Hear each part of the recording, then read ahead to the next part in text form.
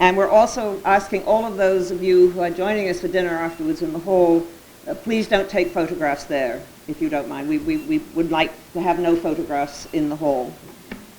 Having said that, I'd like to now thank you all for coming, and I know many of you have come from far away, to join with us in celebrating this exceptional moment in the history of St. Antony's, its Middle East Center, and Oxford University.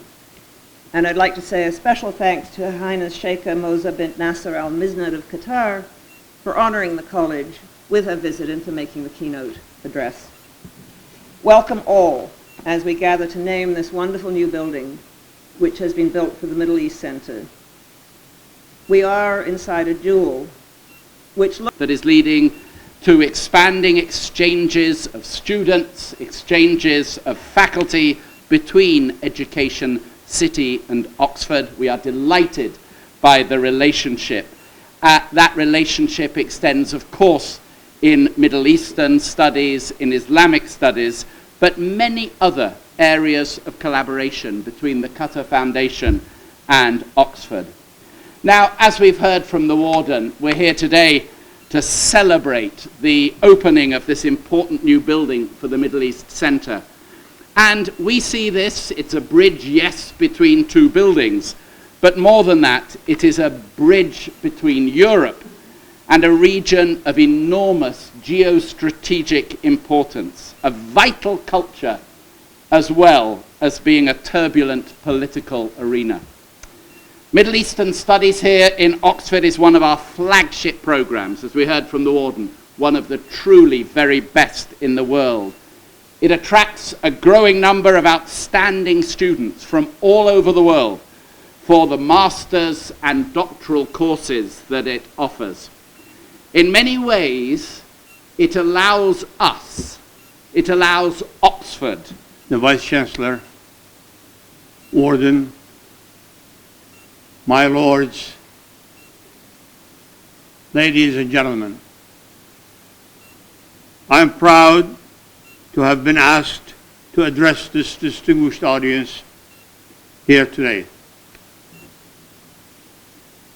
I consider it a great privilege and am flattered to be connected to St. Antony's College, one of the most renowned centers of international study at one of the most prominent universities in the world. Today, we are gathered here to celebrate two monumental events.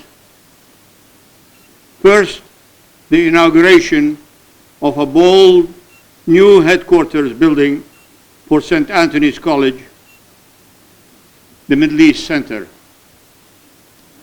a structure designed by one of the most respected architects in our time, Dame Zaha Hadid. And second, the establishment of a new advisory board to resolve and to oversee and support the continuity of the Middle East Center and its all-important mission to foster understanding between the Middle East and the West. I am humbled to have been asked by the college to be the first chairman of this advisory board. It is most fitting that our guest of honor today is Her Highness Sheikha Moza bint Nasser al-Misnad, the First Lady of Qatar. No one in this audience needs to be reminded that the Arabian Gulf sits on large pools of energy. That has fueled the physical progress of civilization the world over. But it may not be a common knowledge that Sheikha Moza had opened another horizon by dedicating herself to transforming the underground wealth of her country to above the ground knowledge and learning. As a result, today, major universities from around the world have campuses in Doha, preparing the future leadership of that country and the region at large. Your Highness, we salute you for your vision and for your leadership. To introduce my family, I've been asked, who are you, what made you? I say, I come from Iraq. I was born there, and we married in Iraq, and my wife and I lived in Baghdad, then moved to New York, where I followed banking career, and then that brought me to the Gulf by the bank I worked for, which is Chase Manhattan Bank. I was the regional manager for the Gulf region. And of course, if you ask me, where was your strength? My strength was the rock behind me, which was my wife, Nada. Your Royal Highness, Sheikha Moza, Nemir, Margaret, of course, I've come unprepared I cannot make an eloquent speech like Nemir's or anyone else, but I'm here really to thank many people. And this project, I don't remember exactly how it happened, but I remember Fulad, my brother, who I must remember today, who will be very much missed, was a fellow at Oxford, and he invited me to a dinner here at the college. And then Eugene invited me to give a lecture, and I think it came through that conversation. So Eugene, thank you very much. I'm amongst family here. I've known Nemir and Nada for many years. Our families were friends, and so I've known them. I've known Nada and I when we were kids in Baghdad. We were actually neighbors. Her father was my pediatrician, and it's true. And so I've known him for a very long time. It's a great pleasure for me to do this project because I don't have many projects in this country, and which is maybe okay.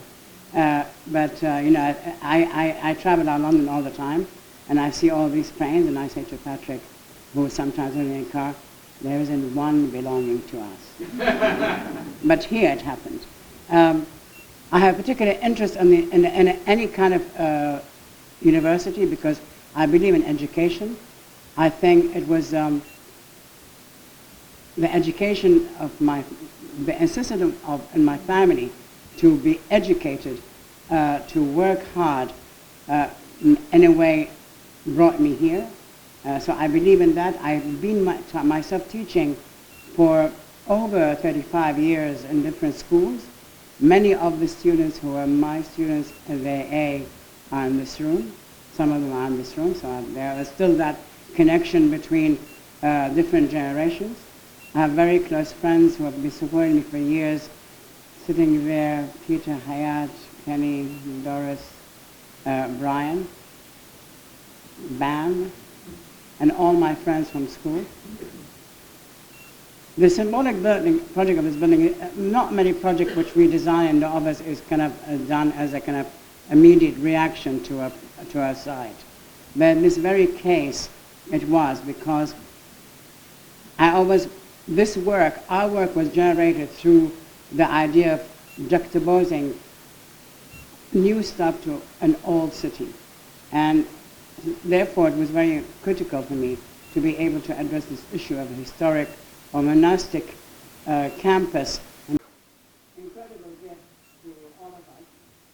Thank you very much. And this is to you, Eugene. Oh my God.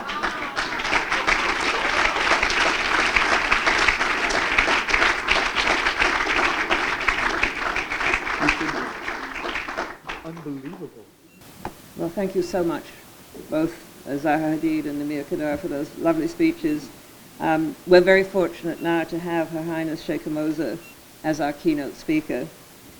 As you've heard, she has a distinguished record over many years as a tireless advocate for education and social reforms both in Qatar and throughout the world. Among her many accomplishments, too many to list here, are the Qatar Foundation for Education, Science and Community Development, of which she is co-founder and chairperson.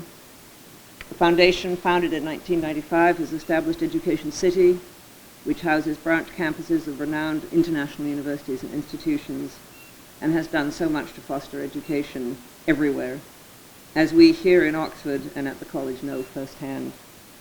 I'm particularly pleased and proud of the partnership that binds this college and its Middle East Center with one of the flagship programs of Education City.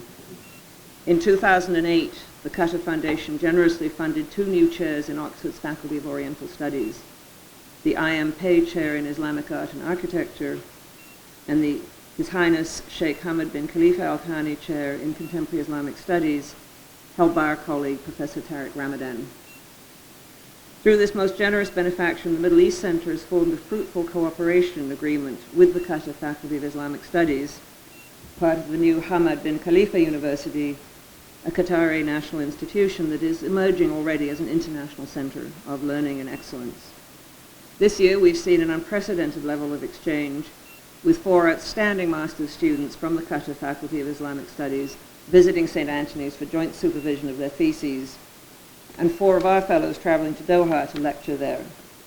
We're also very pleased that Dr. Aisha Al-Manaid, Acting Dean of the Faculty of Islamic Studies, is here with us tonight, and we look forward to working with her and her colleagues to build on these strong foundations of cooperation. Sheikha Moza has served her country in many other ways. For example, as the Vice Chair of the Supreme Council of Health from 2009 to 2014, and as the Vice Chair of the Supreme Education Council from 2006 to 2012. She currently chairs the Sidra Medical and Research Center, a new training and research hospital dedicated to women and children's care.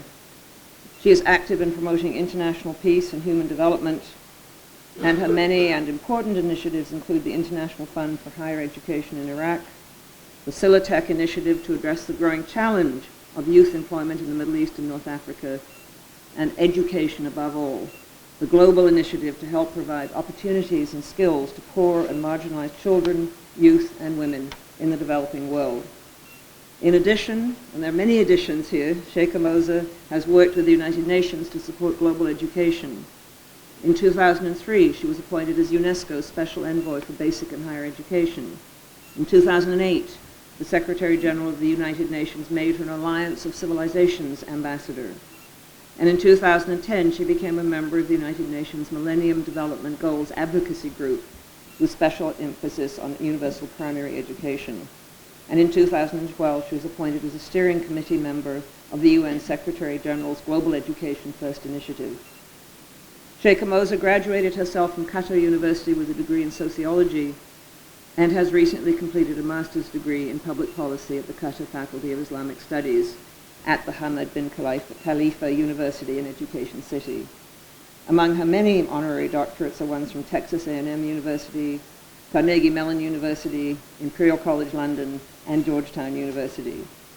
In 2007, she was presented with the prestigious Chatham House Award for her contributions to improving international relations, and in 2009, she was inducted into the Académie des Beaux-Arts de l'Institut de France. She has also received the Carnegie Medal of Philanthropy and the George Bush Award for Excellence in Public Service, awarded in 2013. Please join me in welcoming our distinguished keynote speaker, Her Highness Sheikha Moza.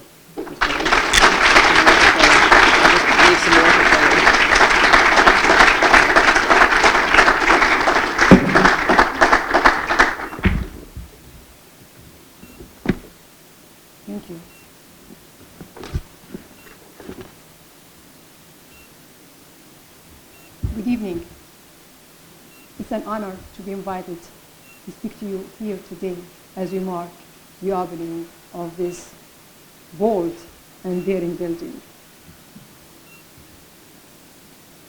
Among many descriptions, I just heard that we call it a soft bridge, but also you describe it as the suspended bridge with a series of plateaus and territories.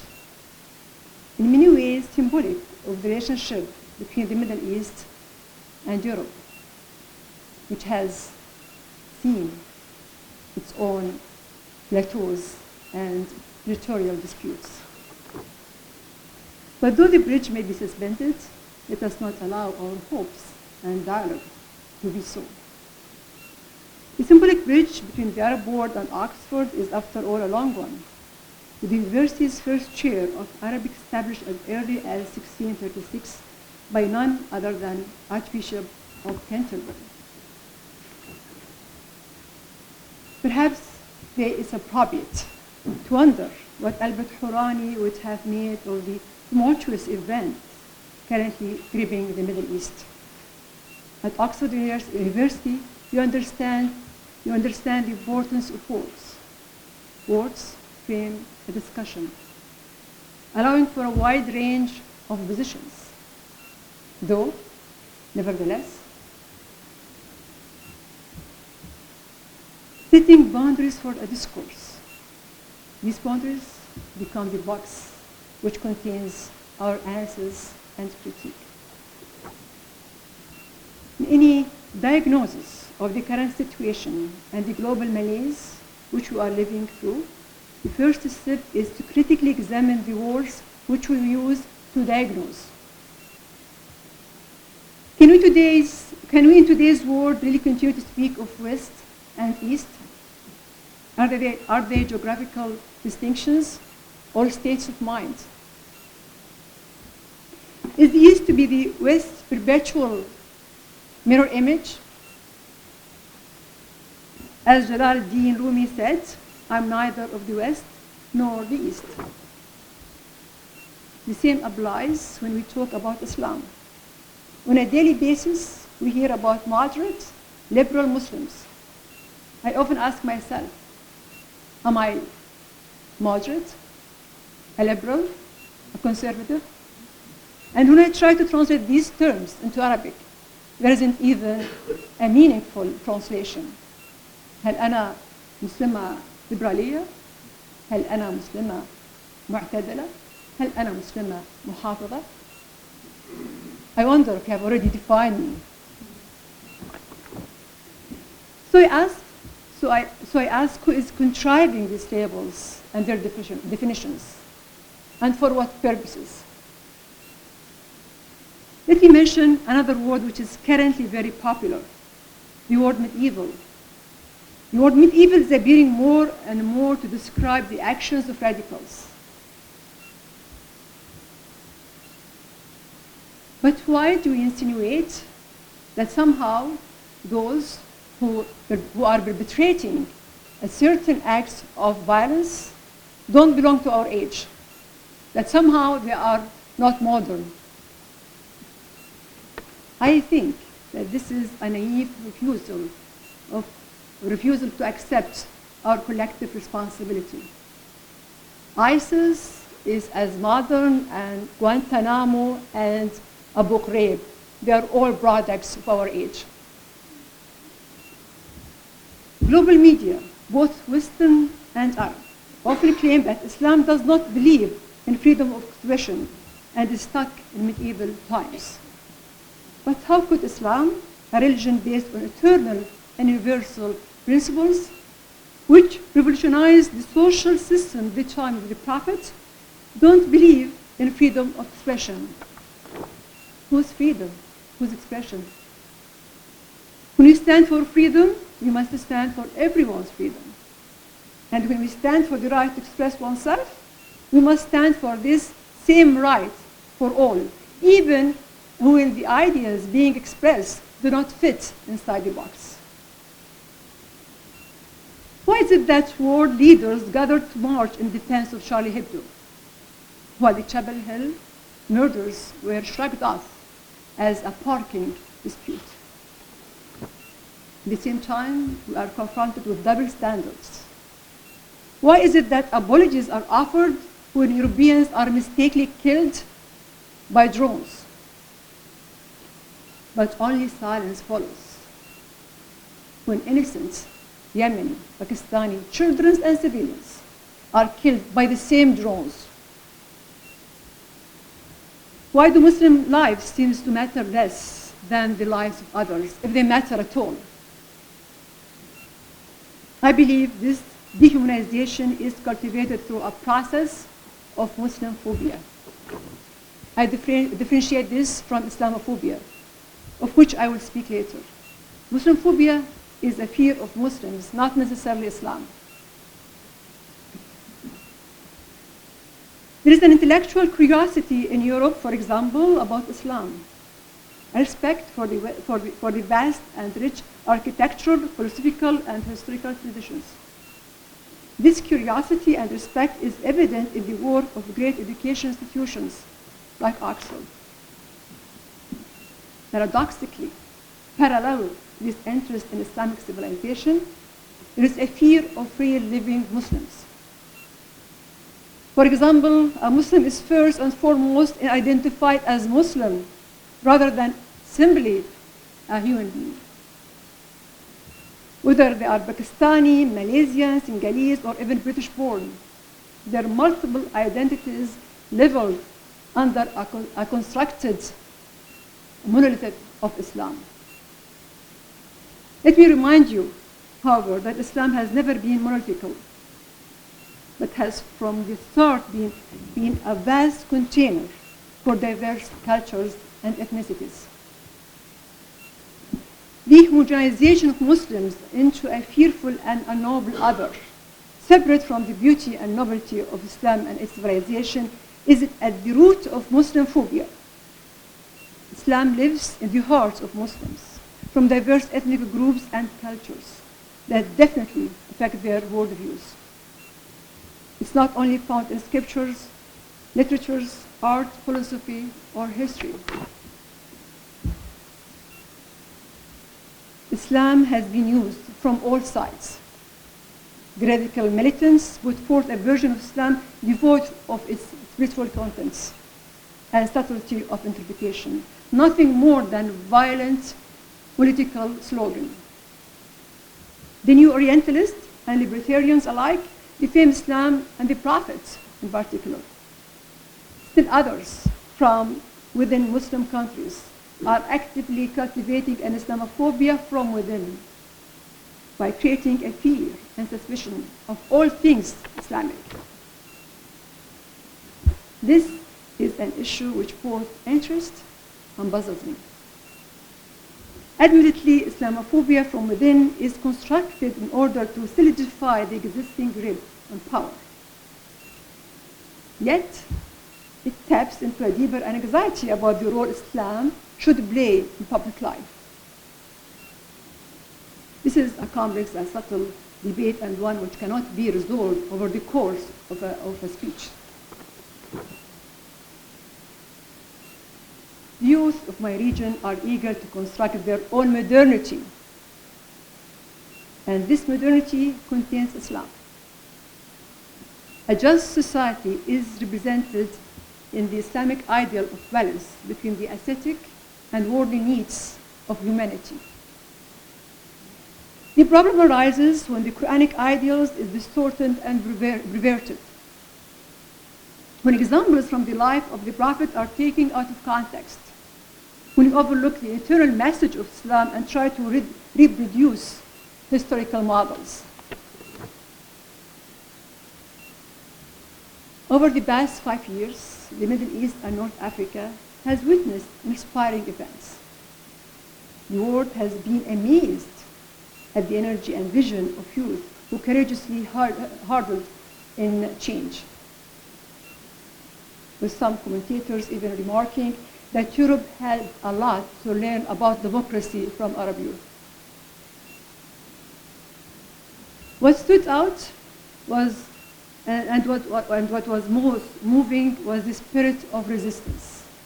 the spirit of resistance, the human spirit that planted the seeds of freedom in the first place. But I ask you, what happens when this seed is crushed underfoot? As a poet once asked, what happens to a dream deferred? We're witnessing exactly what happens when dreams are not just deferred, but suppressed. Such noble dreams cannot be quashed. They may be deferred. Unfortunately, they may also be distorted. These dreams might find another more aggressive channels of expression.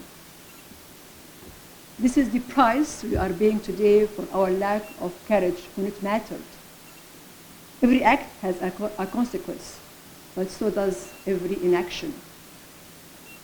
Activism can quickly change to militancy when there is no recourse to democratic change. The Arab Spring was about replacing autocratic leaders who nurtured the pre-existing colonial systems of injustice. Yet, these systems are not so easy to dismantle as the recent events in the region so clearly demonstrate.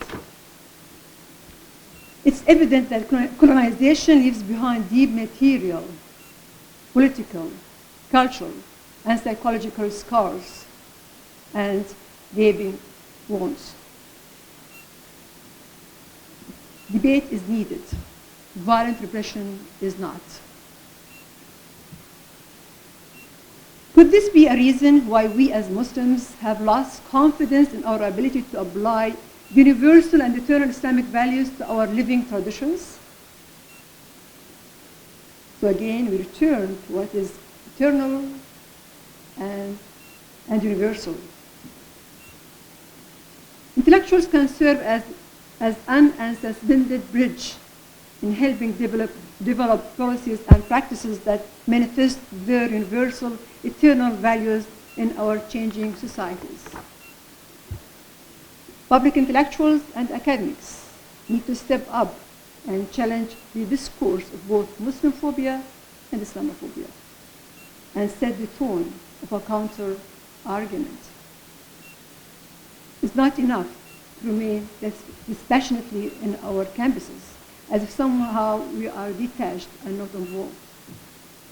Academia should serve society, not only observe it and comment upon it.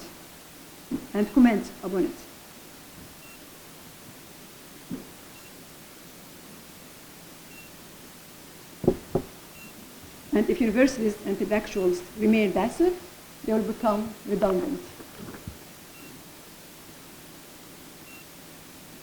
People turn more and more to the internet for information about Muslims and Islam.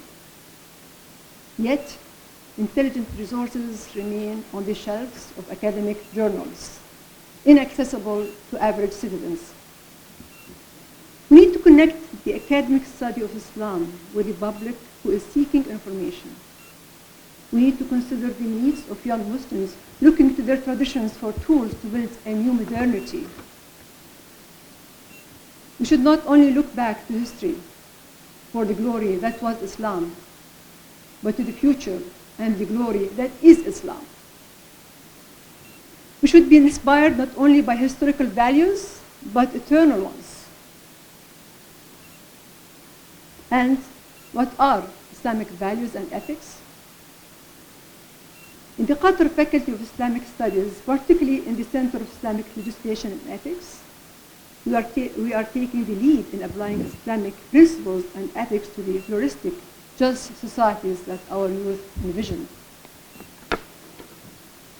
As Muslims, we need to be present in public discourse, not only in our societies, but in global society.